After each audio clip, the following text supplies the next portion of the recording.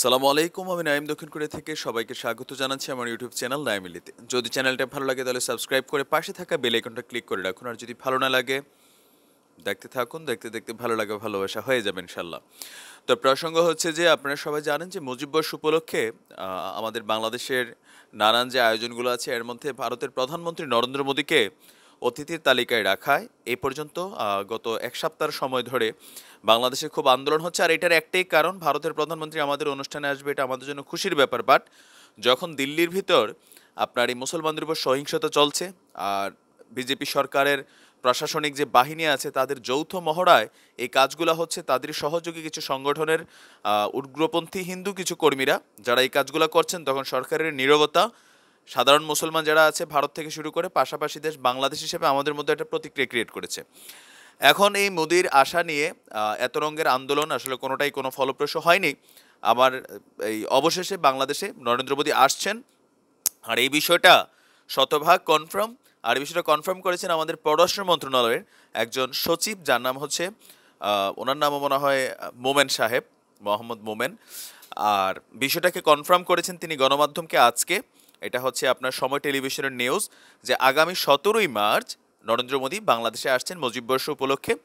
তবে এখানে একটু মজার বিষয় আছে। মজার বিষয় হচ্ছে নরেন্দ্র মোদীকে রিসিপশন করার জন্য এয়ারপোর্টে এ পর্যন্ত যতবার তিনি এসেছেন বা যখনই কোনো বিদেশে থেকে প্রধানমন্ত্রীরা আসেন, আমাদের মাননীয় প্রধানমন্ত্রী শেখ হাসিনা উপস্থিত থাকেন, আর এটাই নিয়ম। তবে ভারতের বেলায় কিন্তু একটা ঘটনা হয়েছিল, লাস্টবার যখন আমাদের প্রধানমন্ত্রী গেছিল, মোদী সাহেব কিন্তু নিজে যাননি এয়ারপোর্টে। তো ওই ঘটনার সূত্রপাত অনুযায়ী মানে নতুন একটা মজার বিষয় এখানেই যে মোদীকে রিসিপশনের জন্য আপনার এয়ারপোর্টে মাননীয় প্রধানমন্ত্রী যাবেন না। কেন যাবেন না সেটার একটা কারণ আছে অবশ্য। কারণটা হচ্ছে যে আমাদের এই মুজিব বর্ষ উপলক্ষে 17ই মার্চ এটা যেহেতু শুরু হবে, তো সেই কারণে ওই দিন তিনি গোপালগঞ্জের টুঙ্গিপাড়ায় বঙ্গবন্ধু শেখ মুজিবুর রহমানের যে মাজার আছেন সেইখানে থাকবেন। আর এই কারণে তিনি আসলে মোদীকে রিসিভ করতে এয়ারপোর্টে যেতে পারবেন না। তবে শেখ হাসিনার পক্ষ থেকে বাংলাদেশের আমাদের যে পররাষ্ট্র মন্ত্রী আছেন ডক্টর এ কে আব্দুল মোমেন সাহেব, তিনি আপনার মোদীকে সেখান থেকে রিসিভ করতে যাবেন। তো প্রশ্ন হলো যে মোদির এই আমন্ত্রণ বা মোদির এই আশা আমরা কি আসলে থামাইতে পারলাম? না, থামাইতে পারি নাই।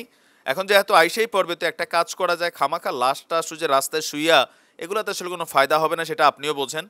যেটা আমরা করতে পারি যে সমগ্র বাংলাদেশ জুড়ে মোদির আগমনটারে কালো বেজ বা কালো পতাকা ধারণ করে আমরা দেখিয়ে দিতে পারি যে তুমি এখানে অ্যালাউ না, তোমার প্রতি মানুষের কতটুকু ঘৃণা আছে। কারণ আপনি এখন সরকার নিয়ে আসতেছে, আপনি চাইলেই রাজপথে যে বাধা দিতে পারবেন না, খামাখা মাইর খাবেন, পিঠা খাবেন, এটাই বাস্তব। মোদি আসবে, তারা প্রোডাকশন দিয়ে নেবেই, আপনি যদি একটু বুঝের মানুষ হয়ে থাকেন।